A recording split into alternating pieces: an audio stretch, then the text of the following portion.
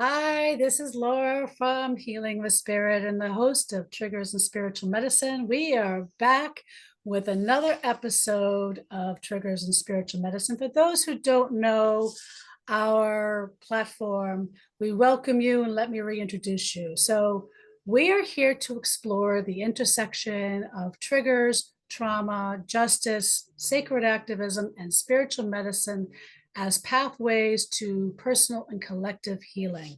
And as always, we are commercial free, so please support our mission. You can become a Patreon member. The memberships start for free. And be sure, especially if you like these episodes, we are grassroots. So we implore you to please like, follow, subscribe, share. We are on most streaming platforms, including YouTube. And help us by giving us feedback in the comment section because it helps us grow. So today we have a fantastic guest. I am so excited. This has been a few months in the brewing stages. Actually, more than that, I think it's been over like a year, maybe two, of trying to get you on.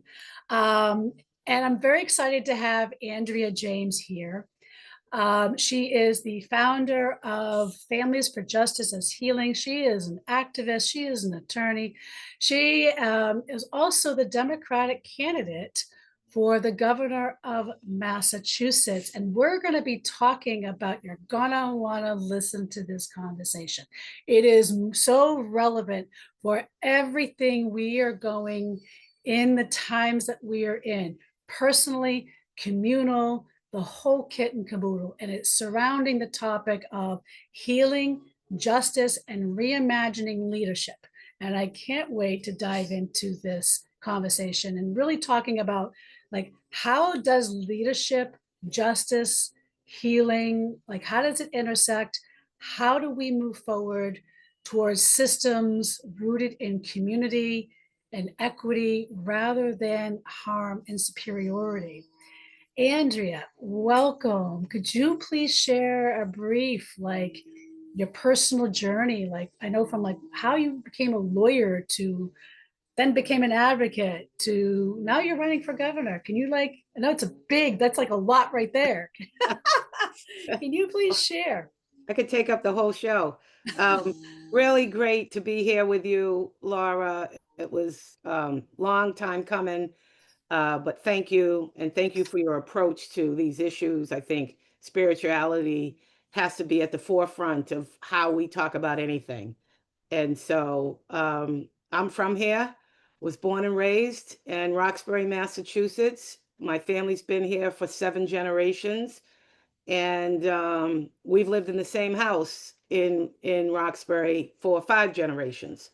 So we were all raised up here. I raised my children here also, and my two granddaughters have been raised in this house, and so we're really been a part of the community and been a part of Massachusetts forever, really. And I came from, all the credit has to go to just these fearless family members of mine that raised me up. My grandmother, who was everything to me. My grandparents were the ones who were home when I came home from school, when I was a little girl. I had working parents, and they also worked, but they figured out how to be home one after the other, to make sure that we were taken care of. That's what community did back then. It's what we still tried to do in our household. My grandkids run up and down from upstairs to downstairs to the different apartments in our two-family house. But my grandmother broke the color barrier for Black nurses in Boston at Boston City Hospital. And that was many, many years ago. She got the opportunity to go to Mercy Hospital and become a nurse when Black women weren't accepted into nursing schools. It was one nursing school in Philadelphia, Mercy Teaching Hospital. And so a lot of what we learned about social justice, about demanding justice, about fighting for civil rights, came from very brave people. My aunt was the first Black lead woman Black lead pediatrician in LA County. My uncle was the first tenured law professor at UCLA. You know, he grew up right here in Roxbury with my mom, who was his sister, obviously. And my parents were educator activists. They were part of the civil rights movement. I was born, back then, and grew up in the 70s, was really influenced by the civil rights movement. And I just had parents who were very engaged and involved in the social justice issues of the day, which my dad, who passed away at 91, my mom passed away recently at 90. My dad used to always say to me, God, you're fighting the same issues that we were fighting, all those decades ago. So we still have a I lot of think work. we've had some of those conversations because my dad broke the barrier as the first osteopath. He also was on staff at Boston City Hospital and was the first osteopath on the staff of South Shore Hospital here in Weymouth, and really had to fight because, from a different perspective, right? But Yeah. from the healthcare discrimination, being called, I remember growing up, him being called quack and all these other things because he was trying to break the barriers here in the healthcare system back in the 70s, right? Yeah. you Yep. know, Yeah. so, and it took two governors for him meeting with to make osteopathic medicine viable, representing all the osteopathic physicians here in Massachusetts because they were so discriminated against back then.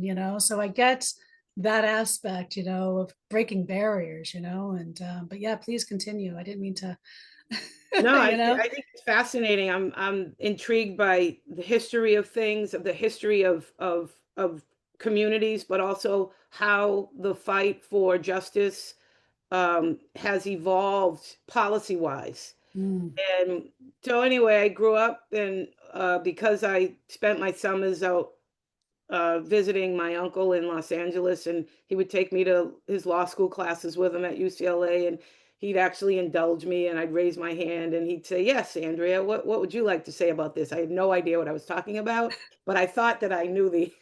So he would indulge me with his students, and it just exposed me to things that Mm. had a deep effect on me throughout my upbringing in my life. And I only always I wanted to be two things growing up. I wanted to be either an archaeologist, Mm. or I wanted to be a lawyer.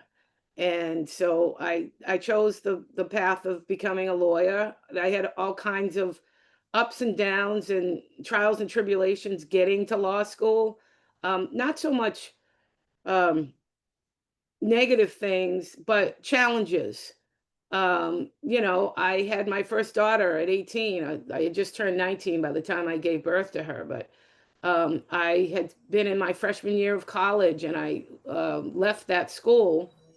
And, after I gave birth to my daughter, my oldest daughter, and went to UMass Boston, which was one of the most incredible experiences of my life. Mm. UMass Boston um, was, as opposed to the very prestigious private school that I was attending at the time, was just, my parents just believed in education. They gave us the best education they could. They weren't wealthy at all, but they were wealthy in knowledge and education.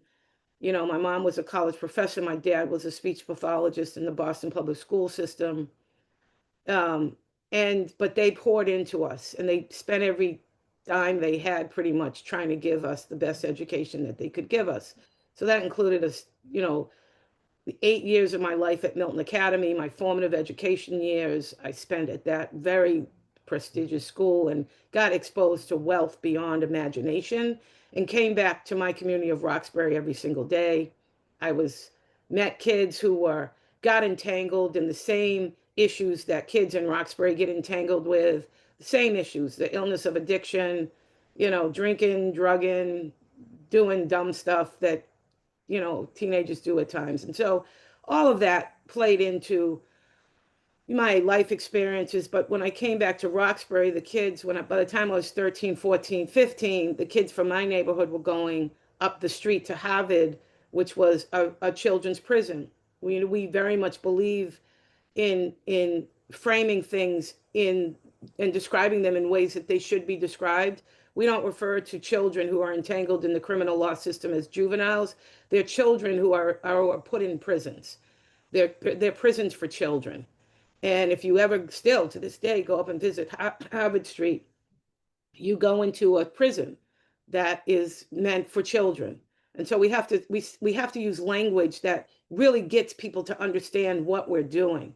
So my friends around here, most of them weren't as fortunate as I was to come out of a two-parent household, to have parents who were just committed to education, who had the history of community that I have and I grew up with, with my grandparents and my aunts and my uncles. Um, and, they just had families who weren't employed often, that struggled to put food on the table, that struggled to pay rent in a community that had still back then a lot of absentee landlords, just a lot of the same issues that we're still fighting for equity in our communities for across the Commonwealth today. And so it instilled a lot in me very early. I became angry. I would just describe it as I couldn't understand it. I remember coming home from Milton Academy, this very, very amazing and privileged, and I was so grateful for that experience in my life. But I remember becoming very angry in my very early teens because I saw that there was no difference between these kids except money, except wealth, except Yeah. access to opportunity, access to resources. And these kids would be sent off to rehab or wherever they went. They'd spend their time there. They'd get brushed off, and then they'd go right back into Milton, and they would end up graduating and going off to Yale and Harvard and Columbia, all the Yeah. elite schools that we have. I remember stories because my dad grew up in Roxbury. So, and his father had a house in Roxbury, was a host for a lot of immigrant families as well, back in the day. And so I heard stories, and my dad had this idea of getting out of Roxbury and going to Hingham, right? But I'm listening to you and I'm sitting there going, I had similar resentments because Hmm. there was something that I couldn't escape. We lived in Hingham, but we weren't wealthy, even though like my mother was a nurse, my dad was a doctor. We lived on like hot dogs and like whatever we could do.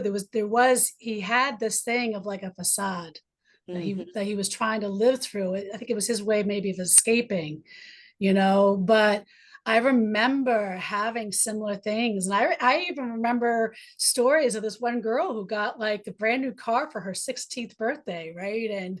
And then like she didn't like it, so she trashed it, and by her 18th birthday, she's like, well, I really want a Saab. And so for her 18th birthday, she got a convertible Saab, and somebody put a bumper sticker saying, I love my daddy's money.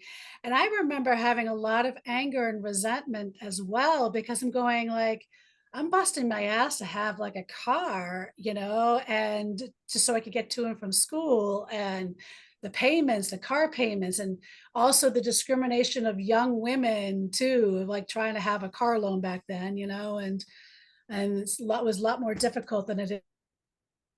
I different maybe different degrees, but I would just remember a lot of that resentment as well, Yeah, and I actually fled. I used to hang out with all the city kids, you know, because I felt like I was at home.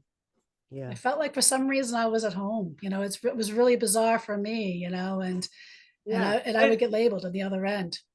I think the other part of that for me also, because I had this fascination with the law, we had one of the busiest courthouses in Roxbury, Mhm. um, back when I was a teenager. And we had a lot of, we called them our older community brothers. They were the brothers of, because mostly it was men, Black men who were entangled in the system. And we had a lot of older guys in our community who looked out for us. I mean, they took care of us. They would tell us that we would see them walking to the corner store, or we would see them down at the park or at the basketball court, and they looked out for us. They didn't cause harm to us. And so we knew them in a very different light. And so when they would get arrested for something, one thing or another, because in my community, we've been dealing with the criminal law system and and mass incarceration for decades now. And we would go down to Roxbury District Court because back then you could, by the time as you got older and as by the time I started practicing, you couldn't, they didn't allow children in the courtroom anymore, but we could then. And the mothers, the girlfriends, the baby mamas, the little sisters, mostly all women and girls, used to pile in the mornings to that courthouse if they had a loved one who was coming. And the guys would be shackled. And back then, the Roxbury courthouse was this little courthouse, and they brought the guys right up the front stairs. And I just remember sitting in those courtrooms, and the guys would be all chained together, ankle, wrists, waist, ankles, and they would have to do this hop to get up the stairs all together. Everybody had to be in sync, or else they would fall over. And then they'd bring them out one time at another, and there were no black professionals around. There was like one black judge who we knew because they were from this community.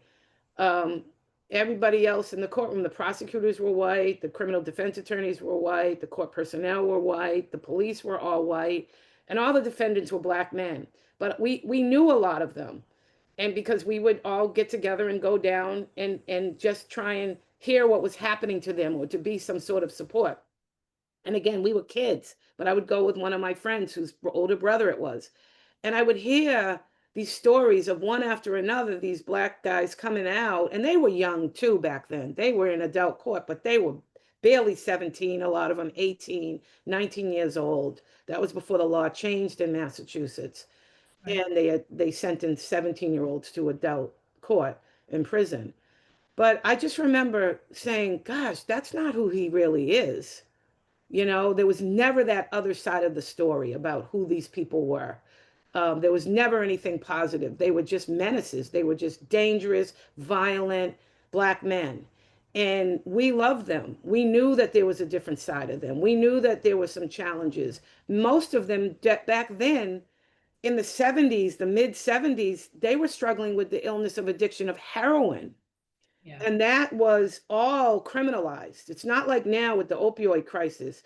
Heroin and then the crack epidemic, which we really call in our community a chemical warfare. We don't describe that as the war on drugs. It wasn't a war on drugs. It was a war on the communities where they exacted that heightened scrutiny by police, arrests, incarceration, the level of sentencing that grew out of that. But it was really a chemical warfare against black and brown communities. And so I grew up in all of that. And then in my household, addiction was not an issue for any of us, but my parents were fighting and my grandmother was fighting to get equity for resources, for environmental controls. There were buses, the MBTA down in Nubian Square, which we call now, it used to be called Dudley Station. There were buses that parked right across the street from the housing development in Orchard Park. Every child in the housing development had severe asthma and bronchial and breathing conditions. And it was because the buses. And so my father, that was one of, like, he was an environmentalist, in addition to being a professional speech pathologist, he committed his life to the environment and making sure that we still had green spaces in our neighborhood and it wasn't all gobbled up by developers who just wanted to build housing and so forth. So all of those things as a child, as a teen, as a young person affected me deeply. I used to ask my mother, like, why do I care about this? I never understood, but it made me sad. Um, and it just made me want to do something very early in my life to create some changes. So how does like the systemic triggers, for instance, embedded in like this mass incarceration, the inequities, in the housing, the healthcare, the education, like the environment, like you were just talking about, um, how does that shape who you are and what you're trying to do with the vision that you have moving forward? I think it has everything to do with it. I mean, I'm an abolitionist. I think the alchemy of my life experiences has brought me to that place. And what I mean when I say I'm an abolitionist is that I'm a prison abolitionist. I've actually lived in a prison. I've had this immense span of life experiences that have really, um, you know, shown me directly, through my direct life experience, all of these different things, and I've been able to keep moving somehow because of I think just the strength that was poured into me by my family and by my community. um, I was a single mom. I was a young mother. Oh my God, I was just talking to my daughter now about that, who's a mother herself, and waited years to do that, probably because, I was a train wreck when I had her initially, but did the best I could and had a family, of course, who supported me through that. But I know what it's like to struggle to keep your lights on. I know what it's like to be on public assistance.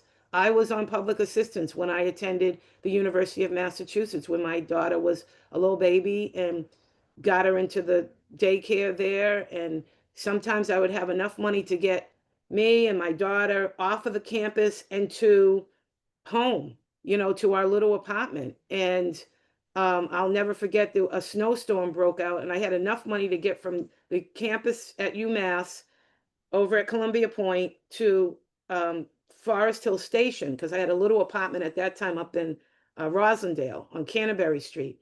But I Mm. didn't have enough money to get from Forest Hills to Canterbury, which I was accustomed. That was fine. I had this little, really plastic fold up strollers. I don't know, people might remember I them. remember those. They had like the plastic But they're wheels. kind of like umbrella strollers or They something like yeah, that. they really, yeah. And if the kid got a little big or heavier, they'd start to fold in. And that's what I had as a stroller. And I remember this storm out of nowhere just broke out. And I took my coat off and I wrapped my daughter up in it, but I was pushing her. And as I pushed her, the sidewalk just became, covered with ice and snow. And I remember pushing my way all the way up to Canterbury Street. And if anybody knows that part of Rosendale, it's not around the corner. And Hyde Park Ave is pretty long. And the wheels locked up because they were frozen. My point in describing that is I cried the whole way there. I was worried. I kept stopping and checking and making sure that the sleet and the ice wasn't hitting her. And I cried the whole way. And I was determined. And I made a promise to myself, no matter what, I was going to get my education. I was going to become a lawyer. And I wanted to find a way to help young mothers like what I was going through. And I was lucky. I didn't share a lot with my family because I felt like I let them down. They never let me Mm. feel that way. Never, never, never. My family stood by me unconditionally, even when I went to prison later at 45. I mean, I never was not supported by my family. I just felt that I had let my family down by having a child too soon. And it was too soon, but I did the best I could. But my family, my grandmother used to come and drop groceries off, and she was the daycare lady for, my daughter until she got into daycare at the college, at the university. But I remember that day. I never forgot that day. To this day, if I see young mothers struggling with groceries and a baby, I pull over and give them my driver's license and tell them I'm not crazy. I know what that's like. I'll give you, where are you trying to go? I'll give you a ride. This is why we have food pantries now. This is why we have diaper pantries. This is why we have pantries that have baby formula in them and baby clothes and anything we can do this is why we have a freight farms in 3 different cities that grow fresh produce that's free to the mamas and their babies. I mean, our goal is to keep women and girls out of prison. Well, if you're hungry, you're going to do stuff to get food. And so I Yeah. think, to answer your question, the alchemy of these life experiences, all of the life experiences, going to University of Massachusetts was just an amazing. I was the president of the Black Student Center. I co-directed the Women's Center. I was exposed to the Vet Center. I was exposed to the Asian Center. I was exposed to the LGBTQ Center. All of these student groups were all in Wheatley Hall, and we were all in the same hallway. And we shared information. We talked about issues. We had panels. We were engaged. This was during the time where the guy in California was beaten up by the police. And they he was it was found not guilty. Sorry, I'm totally blanking. But you know, we put a big sign up in the quad that said F, not guilty. It was Right. just outrageous to us. So it was a very, um, time. It was a time that you could felt that things were changing, not so much in the establishment of politics, but things were changing in terms of how we were willing to just not take it anymore. Yeah. So Yeah. And I think, as we shared before, I mean, I work with a lot of women who have been traumatized by the family court system. And so just listening to you talk about your daughter, what you've had to go through, just for something as walking up, in a stroller in a storm, and I think any mother who has dealt with trying to leave any form of abuse, I think can resonate in some degree with what you just shared, yeah, and what it takes to fight to protect your children, to take care of your children in a system that wants to punish you or demonize you or judge you, right? So, all the work that you've done, you've walked, Andrea, a lot of people through some really hard moments in their life as an attorney, as an activist, as a community leader. What personal experiences most shaped your vision for justice and healing in Massachusetts and abroad? I think being a lawyer, being a criminal defense attorney, I remember, one of my first days, um, I was told by one of my early on mentors in the legal profession, Yolanda Acevedo, at Roxbury Defenders. She said, you've got to humanize everybody. Your job is to humanize, is to provide zealous advocacy to everybody, regardless of what they're charged with. It's not your job to judge that. It's your job to provide them with their constitutional right to be heard, for due process. And you must, it is your responsibility to humanize everybody. And I felt that, but I heard her when she said that. And it's a valuable lesson for everybody. You don't start with the transgression, you start with the human being, because people don't come out of the womb causing harm. People, No. everybody's the same when we come into this world, but it's what is piled and poured into us, good, bad, dangerous, harmful, great, beautiful, that leads us to become who we become. And it's not this straight linear path, all kinds of ups and downs and turns. And trauma is different for everybody. Somebody Yes. could deal with an immense amount of trauma, and other people literally, it destroys their life. The smallest, what somebody else would perceive would be, oh, what is wrong with you, you couldn't deal with that. Well, yeah, because that's that person's individual threshold for trauma, and that's what we don't pay attention to. And I think all of everything I've gone through, but certainly growing up here in Roxbury, seeing the financial inequities of families here, the lack of resources, then going and becoming a lawyer, doing criminal defense work, and having countless defendants that I had to advocate on behalf of who just should not have even been in a criminal law system, who nobody wanted to hear about before they committed whatever they committed. They Yeah. didn't care. And they also didn't care about their kids who were standing at a bus stop, who would be taken into custody by the family policing system if that parent didn't get out of court soon enough to go meet the child at the bus. This wasn't a bad mother. This wasn't a bad father. This was somebody who got entangled because of the lack of resources, for trauma, for the illness of addiction, but they loved their children.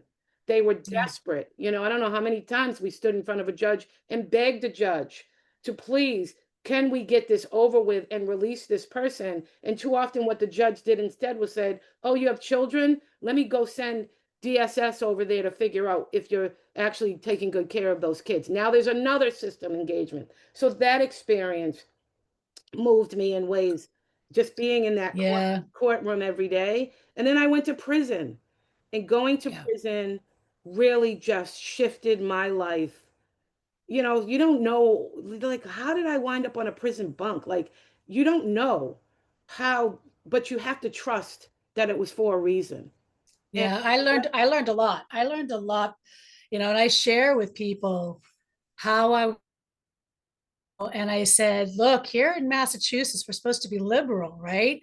We're supposed to be this. I go, but explain to me how I was put in handcuffs, thrown in jail without ever being arrested. I was never accused of a crime, and my right to a lawyer was denied. But it was because family court is using and weaponizing the prison system to silence protective mothers who are trying to protect their children from abusers.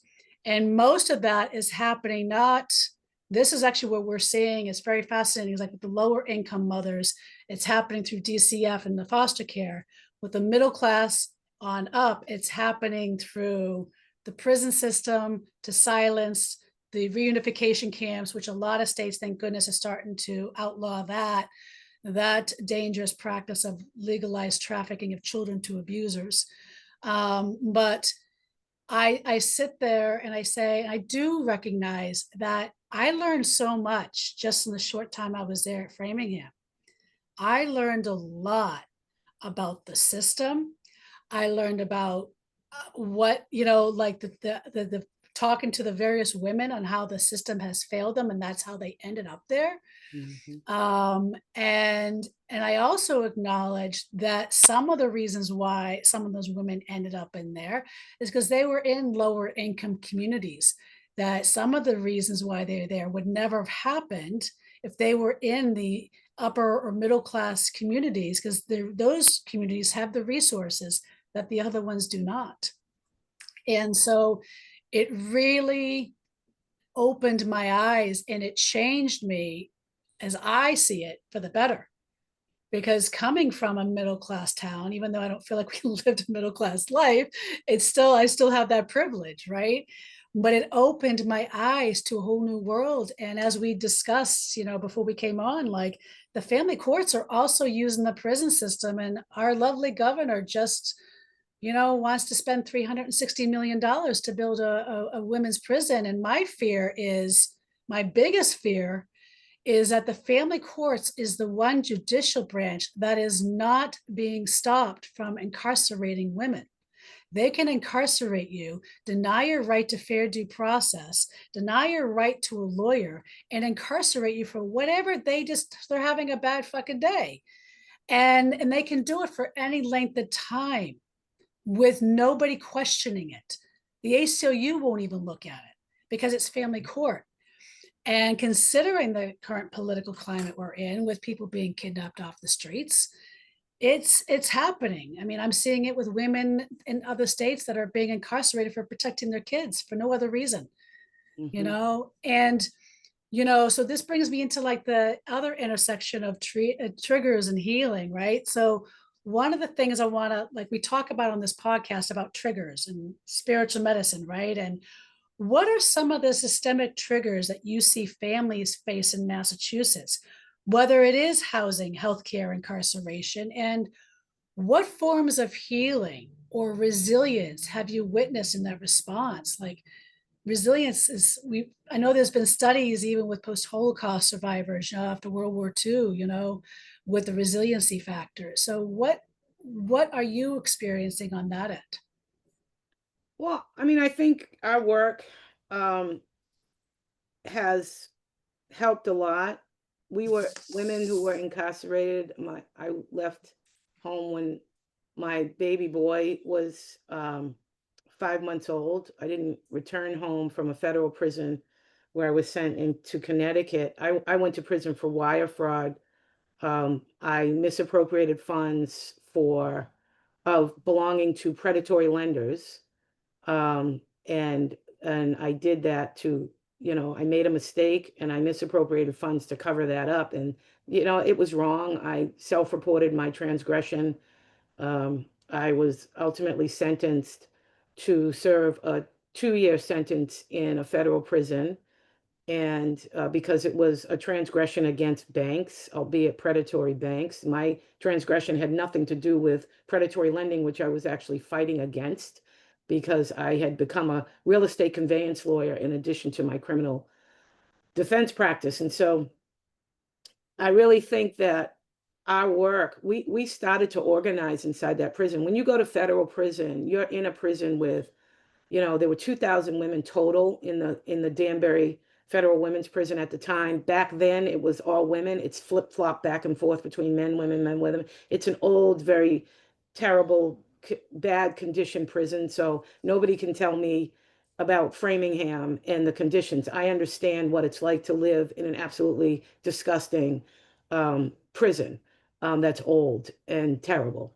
Um, the response to that is to decarcerate first as many women as we can, which is most of the women.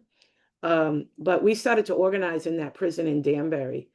And we started the organization here that's headquartered in Roxbury, Massachusetts, called Families for Justice as Healing. It's the organization that has led the fight for 4.5 years to stop a new women's prison, which has been proposed in the budget by the governor started out at $50 million. And now recently, about a month ago, that was proposed by the governor for 360 million. And can we add that she also cut 10% of domestic violence and sexual assault services, with a demand that has increased by about 40%? Well, and there's a whole category of women who are incarcerated across the country, including here in the Commonwealth, that are called what we call survived and punished. These are women who have they're currently incarcerated for finally striking back against their abusers, their batterers, and having endured years of abuse, life-threatening abuse, and so forth. So, but I think the triggers are really spelled out when you live in a women's prison, particularly a federal women's prison, because what it says to us is that the issues are across the country, that it's a culture in our country, that this is how we choose to treat the most vulnerable among us, man or woman, or gender nonconforming, LGBTQ, whatever. This is how this country has decided they're going to take people who have already endured. Sometimes in a women's prison, you will find 80% of women in a women's prison have suffered sexual abuse starting in childhood.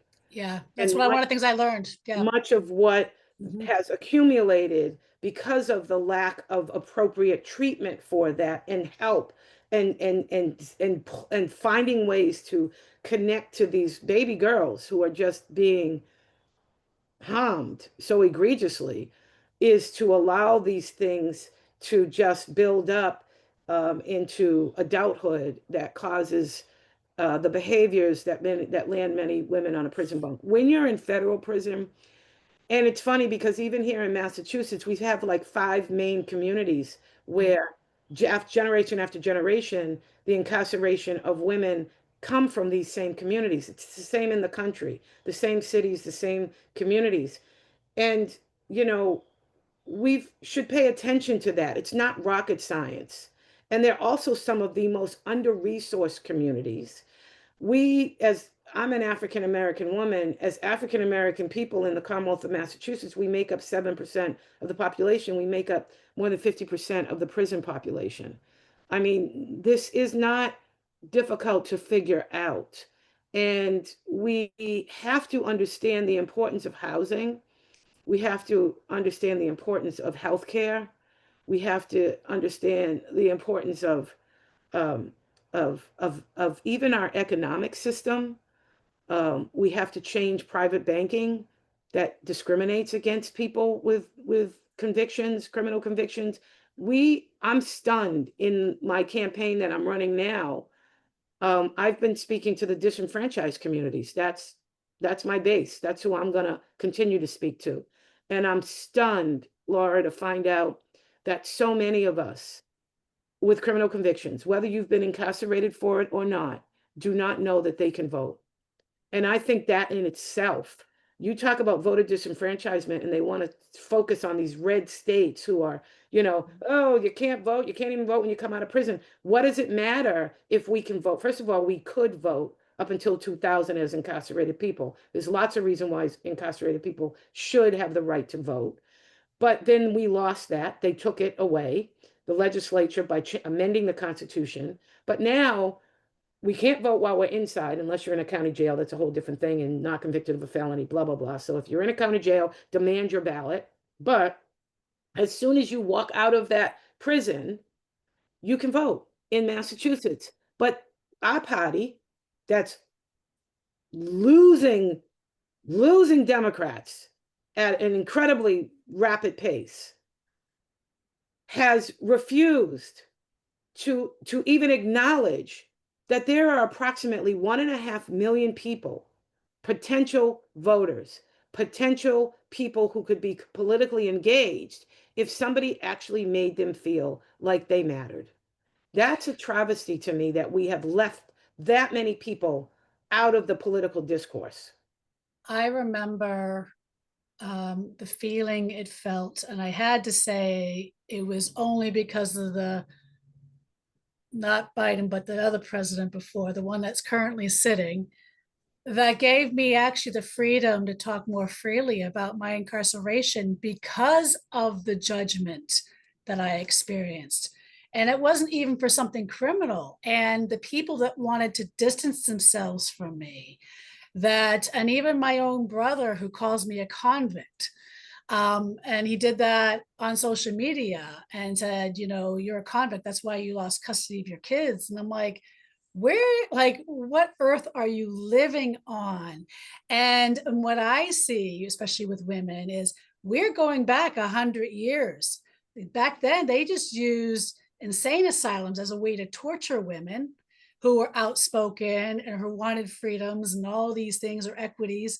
But now they're going to be using it. Like, why else does our lovely governor want to build a A 360? hundred, well, 100 to that point, not only insane asylums for women, but we were the first women's prison in the country. 150 years ago, MCI Framingham opened as the first women's prison in the country.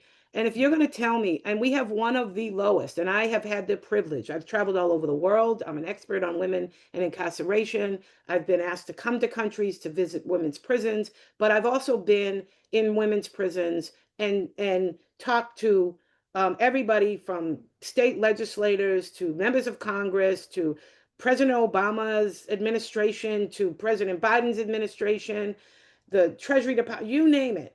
I'm an expert in this issue. And I have been asked to come in and weigh in on the issue of women in incarceration and how to make things better, except here in the Commonwealth of Massachusetts. And I just think it's incredible that this administration has decided that our experience doesn't make us experts and doesn't matter. And that we have brought in, for the first time, women who actually are still living in the prison in Framingham, who will tell you, we don't want a new prison, this is what we need. And none of those things are being heard. No. And so if you're going to tell me, if you, first of all, I would like to ask people, I get it, you care or don't care, or you want to build a new prison or you don't. $360 million. We have one of the lowest incarceration populations of women in the country. We could literally house and provide significant wraparound resources for every single woman in that prison with $360 million, including a very good education, opportunity for education. So we know how to do that. We've done an individual exit plan for every single woman that's in Framingham. We are one of the organizations that is consistently in contact and organizing inside with the women. And the woman that they tried to use as a poster woman for why the new prison had to be built, because Angie Jefferson, who was one of the mother of the prison, had spent 30 more some odd years in Framingham for life with no parole for murder, which she was overcharged for. She should have never received anything more than a manslaughter at best. They said we had to build this $360 million prison because Angie was never coming home. Well, guess what? Angie's home. we worked with a progressive prosecutor, Rachel Rollins, who helped us to bring Angie Jefferson home. That demonstrates that this can be done. And Angie is the shining example of what women can do when they have resources and opportunity. She is amazing. She is a leader in our space. She leads our transformative justice work, and just her presence in a room is just life changing for women from all backgrounds and all different scenarios that they're entangled in the criminal law system. I think I keep envisioning, though, also somehow to unite forces between women who are getting incarcerated through family court with the women on the criminal side. I can share a story of a woman that I met inside who was serving 7 months of prison. Her crime was because during the last recession, which was the greatest recession we had since the Great Depression, okay, 2008. Yep. she became homeless because she wasn't making enough money, and she was the single mother of a 6-year-old child. A family court judge gave the father, who basically wasn't even being really involved in the kid's life until he realized that she had to move back in with mom and she was sleeping on the sofa. So he Yeah. saw it as an opportunity for custody. He got custody, and she was sanctioned $5,000 to pay his lawyer. She was unemployed. She lost her job. She couldn't get a job because of the recession. And so the judge threw her in jail for 30 days. When she got out, she had 30 days to come up with 5 grand, or she was going back in for 60 days. So guess Mhm. what happened?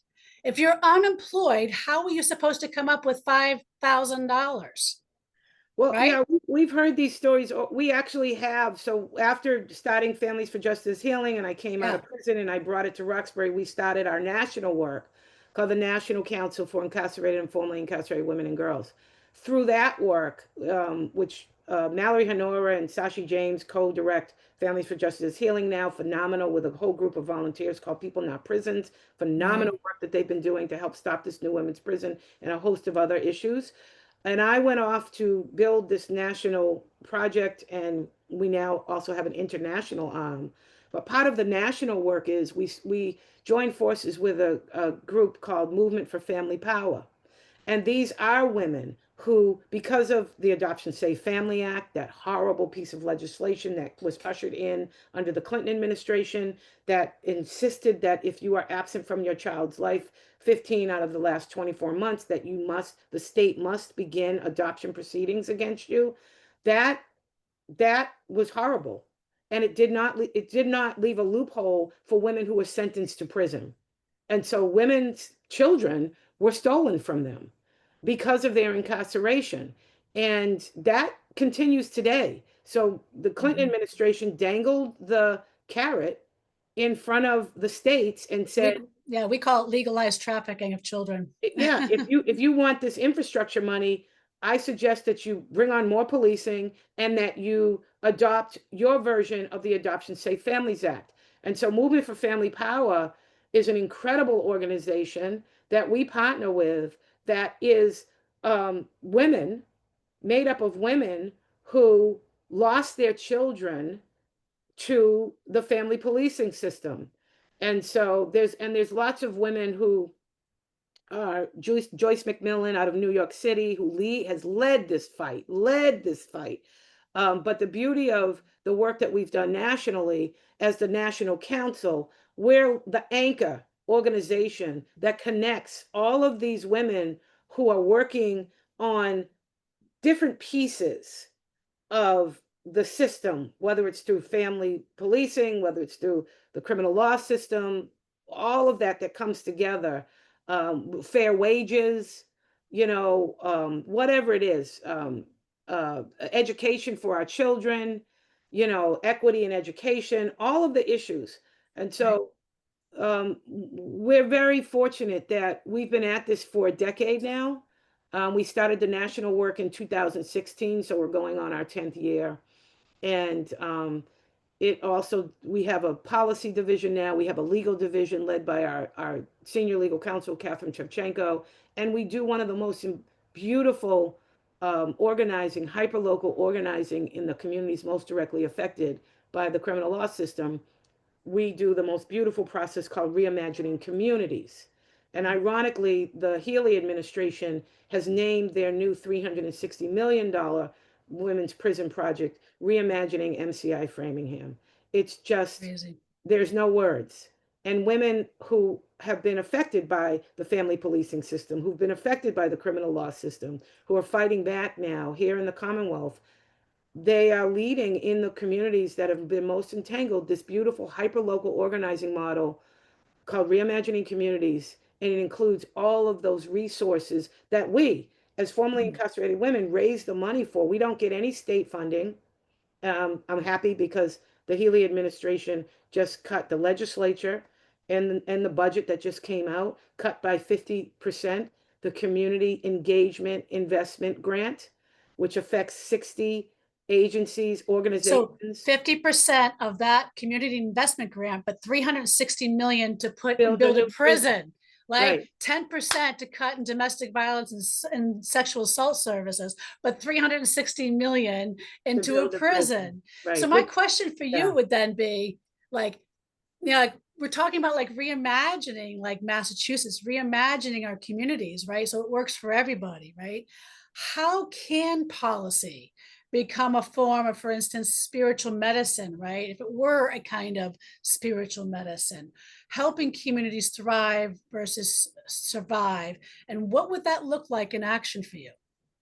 Well, it looks like what reimagining communities looks like for us now.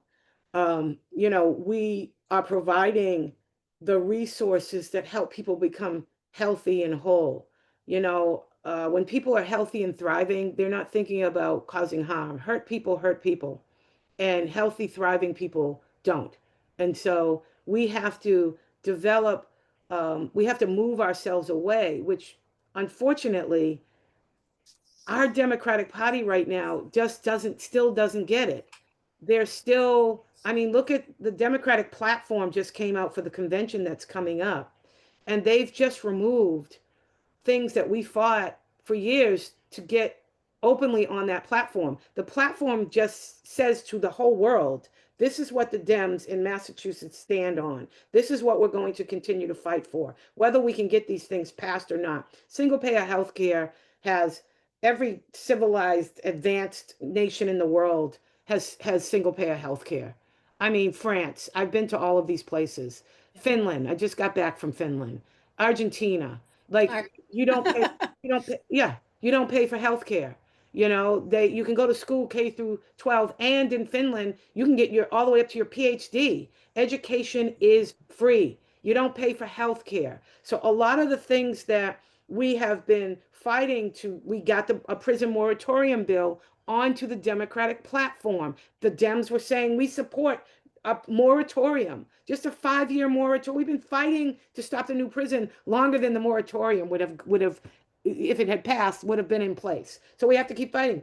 But the Democratic committee, which there's a lot of kind of iffy stuff going on there. There's no transparency. I don't get it. I mean, we're scrutinized always for transparency in everything we do, in the work that we do. Um, I don't. it's very challenging that the voters, 70% of Massachusetts voters voted for an audit of the An legislature. audit for the legislature, and there's no mention of transparency or that audit on the Democratic platform that just came out. So now we have to scramble ourselves together, all of these progressive groups that have been fighting for these things, for public banking. How important is public banking? I know firsthand. I was a real estate conveyance lawyer. I was encouraging families, don't do this, you're going to lose your home. And they did. Like, it just shuttered families' homes like the one I'm sitting in that we've been in for 5 generations because families took out first and second very predatory loans. I mean, we need public banking in the Commonwealth of Massachusetts. We need it universally. We need childcare.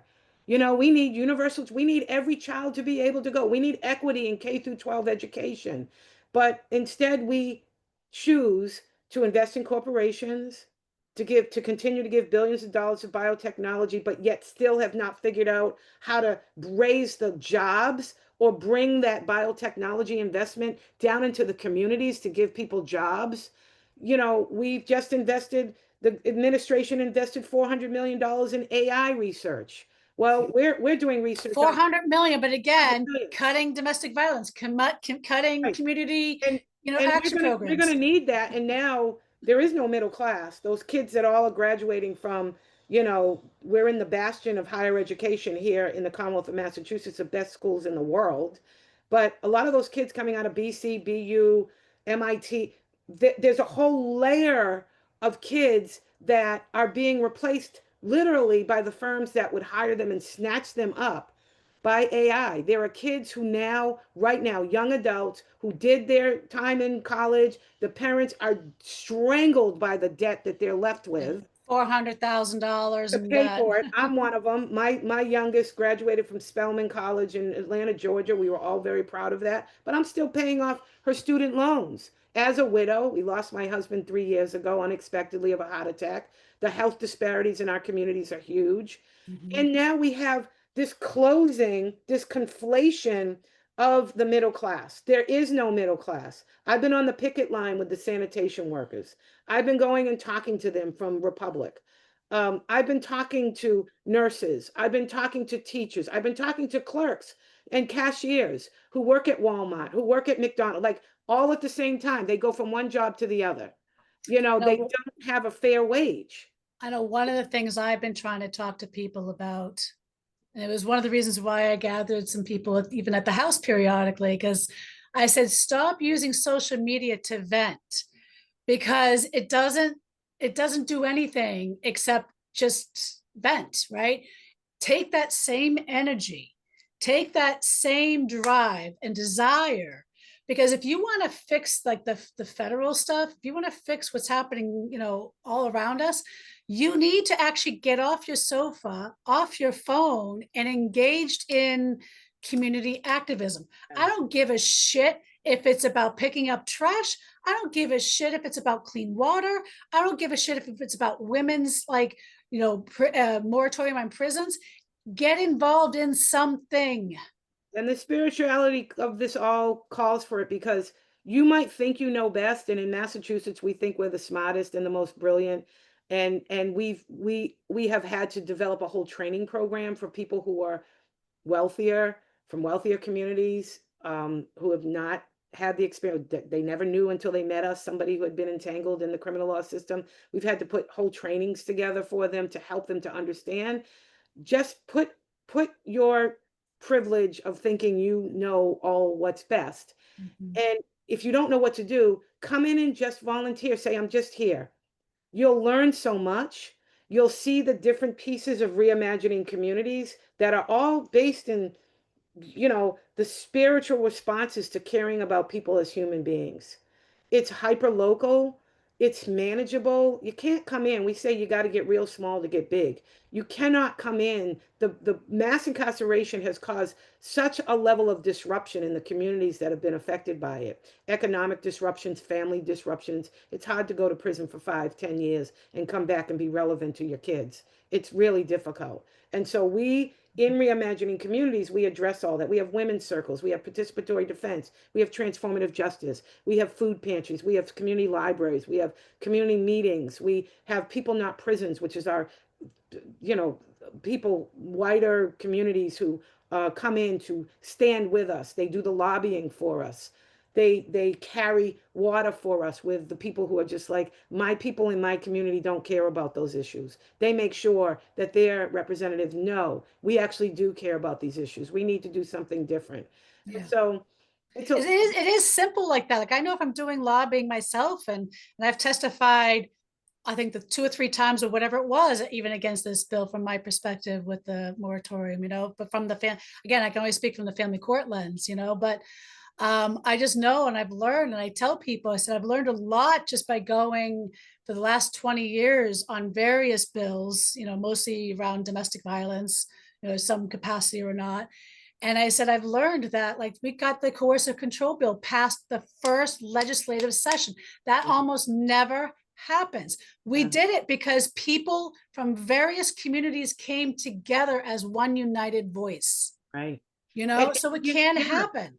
we took us 2 sessions to pass primary caretakers. That gives an alternative to incarceration. But we also did in one session get through the legislature, the moratorium bill. It was vetoed by Governor I Baker, remember. I but we remember. did it. We Yeah. actually did it. And so why our Democratic Party is moving in this new presentation of what the platform is as decided by the committee, Yeah. why they're moving further to a more conservative approach. And the reason we were told was because they want to just focus on issues that are statewide. But a women's prison is statewide.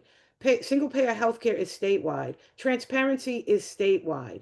An audit is statewide. Yeah. So none of that makes any sense to me. And it just seems like there's another agenda that's happening that may have to do with political aspirations of our current governor going forward. I mean, I don't know because it just makes absolutely no sense to us. But So we, what shifts do you feel need to happen for families to feel safe, to feel secure, and rooted in community? well, we have to get back to community. We have to use the infrastructure that we're building to connect us as individuals back into community. When you say to communities like Roxbury, Worcester, Springfield, New Bedford, these same communities that incarcerated women come out of, generation after generation, that you're building a new $360 million prison, you're telling us as the women that were incarcerated that you're intending to incarcerate our children and our grandchildren. And you cannot expect any of us to just stand by and continue to allow that to happen. So we need a shift. And it's not clearly, our Democratic Party is still pearl clutching. They're still wanting to carry a message, prosecutor versus felon type of thing. Right. Those messages need to change, but we can't wait as the communities most directly affected. Or if you're not affected by this, ask yourself the question, do I care? Do I care? And how can I get engaged and involved in reimagining communities? It is literally a block by block transformation, boots on the ground, organizing that everybody can get involved in. And even in wealthier, whiter communities, you can practice reimagining communities because you take what you learn and you go back to your wealthier community, white, black, other, and you talk to the people about what needs to be done, accept what we're accepting. There's been a shift in the Democratic Party when we speak to people who are engaged as voters, as in they're the delegates in the party, people who show up as the delegates every year. Well, we've noticed a shift in their thinking that has been more geared towards blaming the individual. Well, it's all up to the individual. Well, clearly you've never not had food.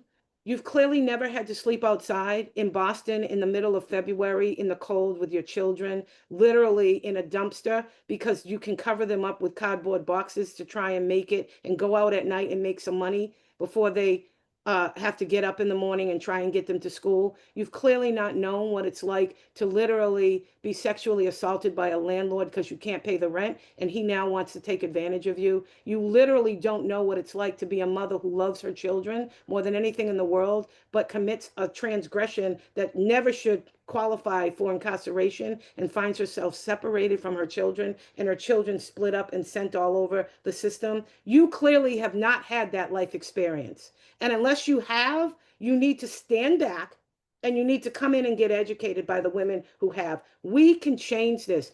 The unique thing about Massachusetts right now is that we're a trifecta. We've got a blue governor, we've got blue House, we've got a blue Senate, but we're clueless. The people in leadership in We're our not, party we're are still clueless. we're still putting band-aids, not addressing the root issues. And It's all just you like got to everything I do when do, when I do and, my personal work, it's and all about addressing root issues. we're one of the wealthiest states in the country. We could do this even if we just tried it for one term. Yeah. We could make some significant changes that put the investments, not take, and not even having to take away from, if you want to continue biotechnology, if you want to continue AI, if you want to continue Right. all of these other things. You've just decided, the Democratic leadership, that you just want to continue to criminalize certain people and ignore the need of everybody. This is why in our campaign, we say all of us, one Commonwealth. Massachusetts was created as a Commonwealth. That actually means something. We're not just the state of Massachusetts, we're the Commonwealth of Massachusetts. That means of the people. And we've left millions of our people in the Commonwealth out of this policymaking decision. That's horrible. We need to bring the people back in. We need participatory research. We need participatory governing. We need to let the people's voices be heard. And we need to actually, the same $1 billion that we've invested in biotechnology, well, we need to consider how much of that. If you do it on one side, you got to do it on the other. And that's what our campaign's about. So yeah, it kind of goes into what I was just getting ready to go into and ask you is like you said, basically what you're talking about is that too many people in power are not listening. They don't have the lived experience, nor do they understand. So or they've been bought, right? Let's just call that too. But Yeah. what does inclusive, healing centered leadership look like to you? And how do we, the people, the Commonwealth, right, move away from those outdated narratives toward true like equity? What does that Well, look first, like? I think we have to address racism still in the Commonwealth of Massachusetts. Racism, Mhm. but it's not only racism anymore. It's classism. Yeah. Class. It's a caste system that we've created that now um, less resourced um, folks who are not of color are feeling the effects of. You know, we have to address class. And this is what we don't feel is happening in the Democratic Party right now. And this is quite honestly what the president who's sitting now used. And I say used because he wasn't genuine in any of it. But he spoke the language of people who finally woke up in the working class, who bought for years into that narrative that the trickle down, just let Right. us as corporations do all everything and it's going to trickle down to you. Well, no, because they took all the jobs overseas. They left people who had good, could raise their families, could buy a house, could get up into that middle class securely, and their children could get into the middle class because now they're getting a college education. All that has just been eviscerated. Like people are now realizing that that neoliberal kind of approach mixed in with the libertarian corporate message that just let us do everything and it will trickle down to you isn't working. It's not, it is a race issue because it disproportionately affected us before that. We couldn't get the factory jobs. We struggled. A few people in the African American community could get those jobs, but a lot of them were kept out due to racism. But now it's in addition to racism, you're talking about a class issue. And now if we don't address race and class head on in the Commonwealth, we're just going to the Trump administration has been brilliant in dividing us, in making poor white and less resourced and middle class white people really believe that these other people are the problem. These other people aren't the problem. But Corporate that argument, like my husband and I have been talking about that again, being an Irish immigrant, like was it back in the 1800s, right? They did that with the Irish immigrants and they pinned them against like the African Americans, right? For a reason, because it was like because they were uniting in voice, because the Irish identified because they were the indentured servants. Like we forget that the Irish were the slaves too coming over, the Irish not welcome, but there was their way. It was the corporate way, the wealthy, the elite way to break up the unity between the two largest populations that were oppressed by the system, was to have them fight each other.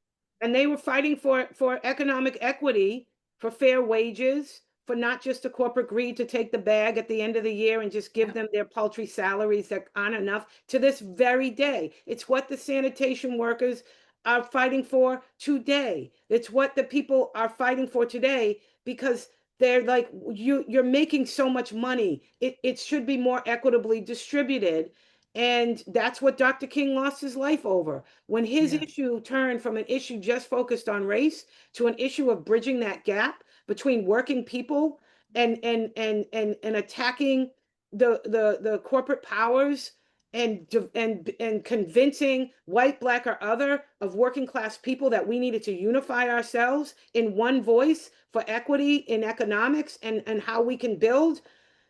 They killed him for that. So, Yeah. you I know, mean, the one thing I have seen a growing, regardless of race, is this is and even economic status, because I know single mothers that are white that make well over $100,000 a year that are on the verge of homelessness because they are single mothers, right. and the cost of housing with no with and the cost of supportive care so they can work Right. has bridged it to the point. I had a friend of mine just posting they're looking for a house in Norton. It was a 300 square foot apart 300 square foot apartment. Let's just do the math for $3,100 a month in rent in Massachusetts.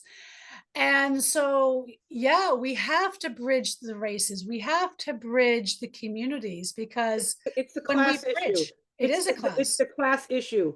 You know, I talk to people all over the Commonwealth. I've been door knocking, you know, and talking to people in the western part of the state. And I'm going to tell you, um, there's, you know, this administration has done a excellent job pitting us against each other. And I agree. even when Sadly, I agree. even when you talk about the class issue, in particularly, you know, working class white men who just want to do, no matter what you try and open up the conversation about, it continues to go back to those people, and you know, people are, you know, whatever. And so It's everybody else is the problem, but everybody else is the problem, and you're supporting and you're cheering on somebody who doesn't give a damn about you. You're yeah, cheering on somebody who has gone taken us. You talk about the corporate greed and the trickle down. Well, Reaganomics is happening all over again because the deregulation is happening that led to all of the leaving of the jobs. It led to predatory lending. I mean, you got to get politicized. I want people to, you can be as racist as you want to be, but don't be even more stupid because you're not politicized economically. You know, it's sad that you want to continue to just couch all of your bad feelings that it's somebody else that's causing your problem. It's too bad that you feel that way, but don't be stupid about how you approach how you're going to make your life better. And because supporting this man who's currently taking us into a fascist regime, who's not going to care about anyone, because the saying, you know, Angela Davis, James Baldwin, when they came for me in the morning, you know, they'll come for you next. And that is true. And it's yeah, happening. It's it is happening, happening. you know, And and and I so and I and I've even said, like, this is where, like, my incarceration, oops, I see as a blessing, because I say, I swear, like, my incarceration story, the whole domestic violence, the everything that I have ever learned has actually prepared me, myself, and I for these times. And a lot of the listeners are that are tuning in are either healers, they're empaths, they're justice seekers, maybe they're a victim of domestic violence or a single mother, all those things. They're looking for pathways. you know, um mindfulness meditation has worked wonders for me. mm, I practiced it when, you know, I had an old auntie who's been a Buddhist forever mm, and ever, and she introduced me to mindfulness meditation 2 decades ago, if not more, and more than that, really. And I didn't always understand it, but as I matured and evolved in my own life and experiences, I found that it was the number one helpful thing for me. People all have different ways of dealing with things, but mindfulness helped me. And I think that it's something that we should teach our children. mm, We teach reading, writing, arithmetic. We should teach mindfulness meditation, because what it yeah, begins to open up for you is a way to, a term that you've used several times and that you are expert at working on, Laura, is your triggers. Are your triggers? What are your triggers? And when you learn through something like, and it could be any other practice, but for me, it was mindfulness meditation. It helps me to create some space between the noise, Right. the emotions, how I react, but it also gave me the tool that I needed to understand when I'm triggered. And it's a practice. That's what they call Buddhism. It's not in a religion, it's a practice, or lots of other spiritual modalities. They're practices, and they're called that because I have to practice it every single day.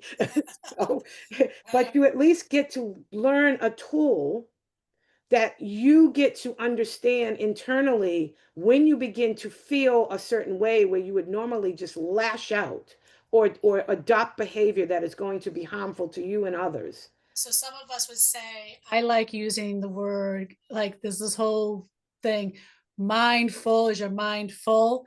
I like to say mastering presence. Mm, And so, like in the last episode prior to this recording, so for those who are listening, want to go back to that one, I teach a 4-part process that goes into that. And it's stop, pause, breathe. So you're creating, I go through a whole episode on what this looks like, but and then what's the action step? Because if you don't create the space, then we're reacting and then we make rash judgments, right? But when we have that space, we will know what we need so we can have the clarity and to make the right choices and to make the right decisions for a pathway forward, right? And that includes, like, for those of you who are couch surfing or even listening here and like going, I'm so burnt out, so I'm doom scrolling, right? That's also a right, trauma response. That's a trigger. right. And Yeah. it's how do you stop that, pause and say, okay, what is this really about? And then create the action step, which is why I said get involved in community somehow. I don't care if you go volunteer in the food kitchen at your local church. I really don't care. Get involved in something that is going to make a difference in your community. And Yes, we call want us. you. We want you to be actionary, like, and also I'm also a believer is that we cannot, for those who are in the healing realms or the spiritual spaces, we cannot heal Yeah. fully if we do not address politics and systems of oppression. Yeah. Hear me clearly, they are not separate. Right. So it goes to the question now, what can our listeners, those that are listening, do with their everyday lives to help bring the vision of what you see for the Commonwealth into reality? Well, I would say, totally apart from my campaign, I've led C3s for a long time. So this is a C3. I'm taking off my campaign hat. This is a C3 response. One of the easiest ways is to connect with somebody such as People Not Prisons. Connect. We have people from People Not Prisons that outreach to other people who want to get involved. I'd encourage them personally in their individual lives also. We do a process called sound healing. Ebony LePen is an amazing spiritual leader in our space, formerly incarcerated, but she travels with her singing bowls. It's an incredible thing to come into our space, and every Wednesday evening, it's free. Everything in our space is free. Come in and get some sound healing. You'll meet a lot of people and hear about a lot of the great things that are going on. Find some way to be a part of a community dialogue about the issues that we're talking about. And if you don't have something in your community, then create it. There's lots of groups that are talking about issues now. There's lots of things going on in the world that might not be actually happening right in your neighborhood in Woburn or wherever, but they are places that there are people who want to talk about the issues, and look around you. You can always reach out to us and ask who would be a good person to talk about this. Like Stacy Borden is one of the leaders in our space. Stacy runs New Beginnings. It's a phenomenal organization. Stacy, I don't talk about the illness of addiction. We truly believe in, nothing about us without us. That's not my space to talk about because that wasn't a struggle that I had. Stacy is an expert in that space. She spiraled in and out of Framingham for 15 years. Now she has more degrees than I can count, and she's an incredible leader in our space and leads New Beginnings. And so there are people, Leslie Credo, who runs Justice for Housing.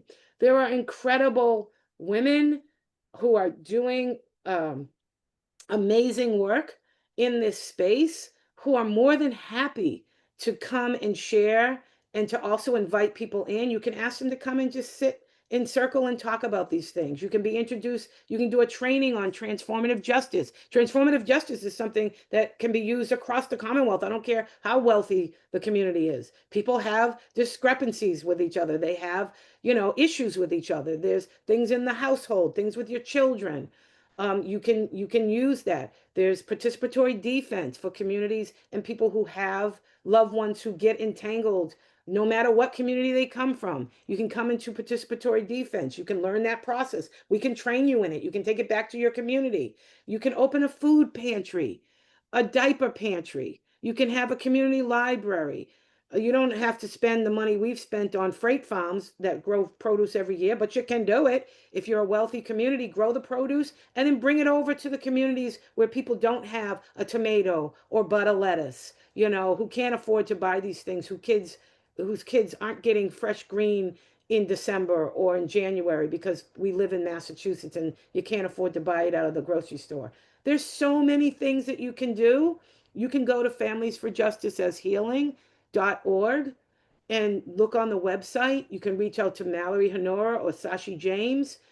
You don't have to figure it out, is my point.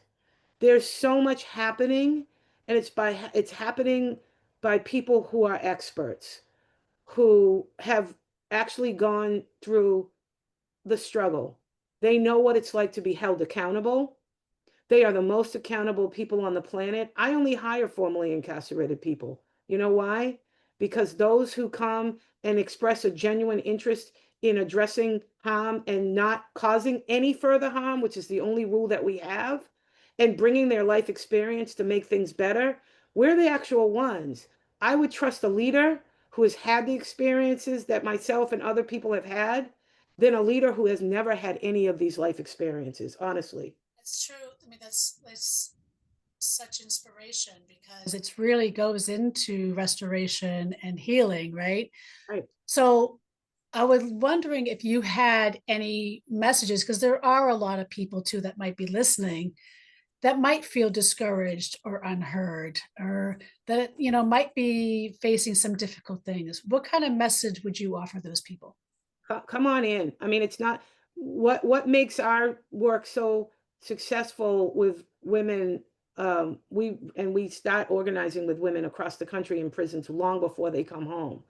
But when we come out, or whether you've been entangled or not, whether you're just in a state of depression, whether you're just dealing with things that are overwhelming with so many people, it's no bright line between you've been incarcerated, I've never been incarcerated. Y'all, everybody dealing with the same. Everybody's got a prison in their mind. Right. Everybody's dealing with a lot of being overwhelmed right now. Mhm. And it only works to help. You can't do it alone. And so what we do is we stay connected to the sisters who are coming out of Framingham. We bring them in, but they've already been engaged and involved prior to coming home. And so they've learned and been introduced to transformative justice. They've been organizing inside of the prison. So when they come home, they know that they have a place to come to. Well, it's across the board like this. We do unapologetically focus on women and girls, but we've helped countless men come home and get back on their feet as well. But we do focus on women and girls. And so if you are a woman, if you're a girl, if you're struggling right now, whether you've been incarcerated or not, we're building a movement among women in the Commonwealth, which no matter what your income uh, is, or what your background is, what your educational background, no, it doesn't matter. We are challenging every woman in the Commonwealth of Massachusetts to come together, to unify ourselves. We are the majority in the Commonwealth. Women are. And we also hold the purse strings. Women make the majority of the money in the Commonwealth of Massachusetts right now. But we've got to really care about women and girls. We can turn this around. We can literally end incarceration of women and girls in the Commonwealth of Massachusetts, but we can also shift what you're talking about and have been talking about through this entire conversation. We can shift the culture of how we treat people. So what would you recommend if three steps that people can do today? What are three actionable steps people could do today? Get connect. First, donate if you can. Donate money. Okay, we're going through an incredible departure of funders in the social justice space across the country. We're feeling the pain and the hurt at the National Council. We've lost more than $6 million in funding. This is, we believe, is a direct. We're on this list that was created by the Heritage Foundation, same authors of Project 2025 and so forth. That just doesn't like us because we are openly prison abolitionists and we don't believe in prisons. And so I think that the new administration has sent a very clear message to funders that they don't want tech billionaires and the people who have been interested in supporting social justice and criminal justice reform work over the years to do that anymore. They've sent a very clear message to them and they've responded accordingly. And so our national organization lost $6 million with no warning overnight. So that's just an example. If you can, no amount of I heard that with domestic violence yeah, organizations yeah, too, across yes, the board. across the board. So if you can, no amount is too small. You don't need to give somebody $1 million or $1,000. You can give $20. Donate to your local I was to say, if everybody just donated $1, dollar. the money would be paid. We've already been replenished. Right. Also, I'd say donate first. Donate. Forget myself and not specifically about my candidacy, but donate to candidates who are fighting for democracy. Donate to them. Give them $5. Give them $20. Whether or not you ever intend, it's not an endorsement, I keep telling people. It's about democracy. It's about allowing the voices to be heard and us not having an election on such an important level where no issues are going to be discussed if we're not in the race. Yeah. So donate. The second thing that I would encourage people to do is to read. There's publications out there that are very informative. There's some websites that you can go on to. Interrupting Criminalization. That's a really informative website. Andrea Ritchie, Miriam Kaba. Read We Do This Till We Free Us, a book by Miriam Kaba that helps to explain abolition and abolitionist principles. There's so many books that I could talk about. So read. You can. I'll add two more books because my books talk about the prison system too and healing from that. Feisty and Secrets to Healing. I wrote a memoir in prison called Upper Bunkies Unite. You can read that. If you purchase any of those books, you're going to see suggestions that pop up. But there's so many things that you can do. Subscribe to more progressive podcasts.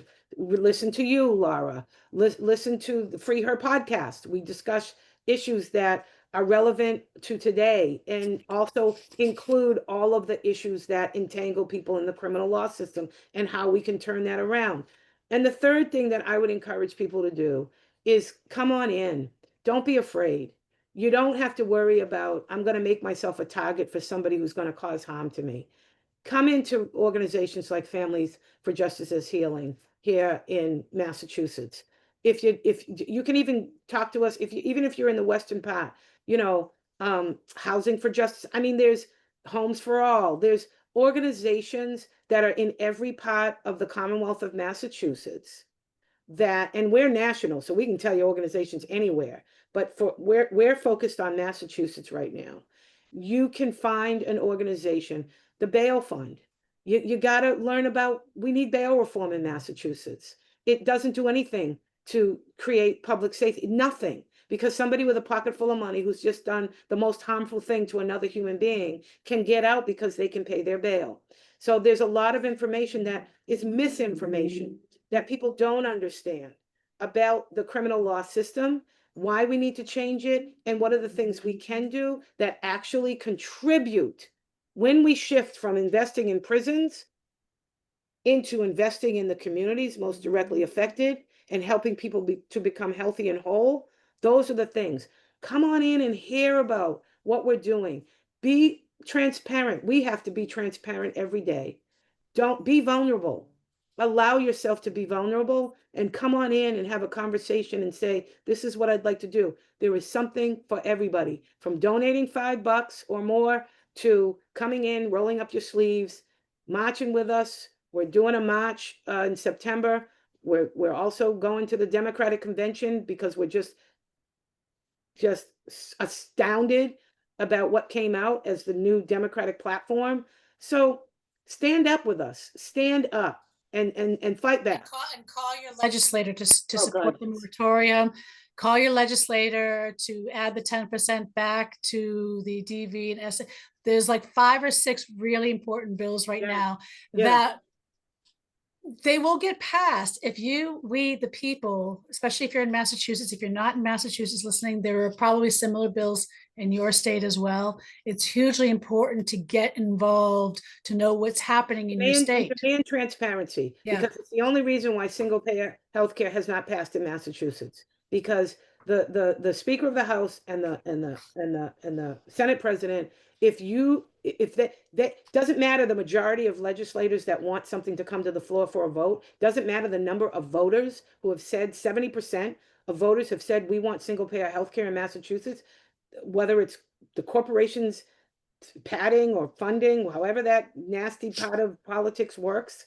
We're not taking any corporate donations because there's too much entanglement with, who, like, you can't keep yourself separate in a people-led movement if you're taking money from corporations. But it happens. It's happening in Massachusetts.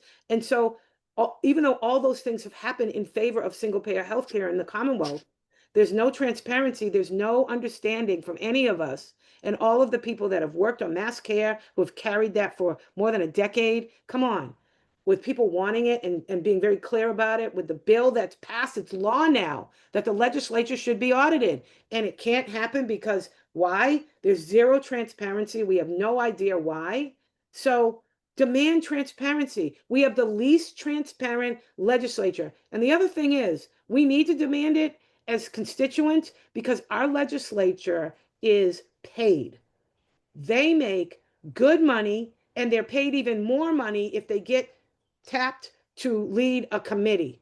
And so the majority of legislatures in the country are not paid, they're volunteer.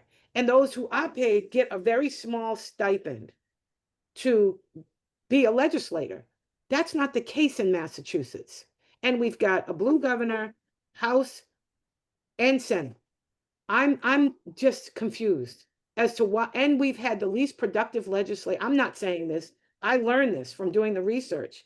We have had the least productive legislature in the country. I don't get it. So we have to vote, we have to get involved, and we have to really know that change needs to happen. Otherwise, we'll continue for another decade to spin on our wheels on things that the majority of constituents have been very clear that they want.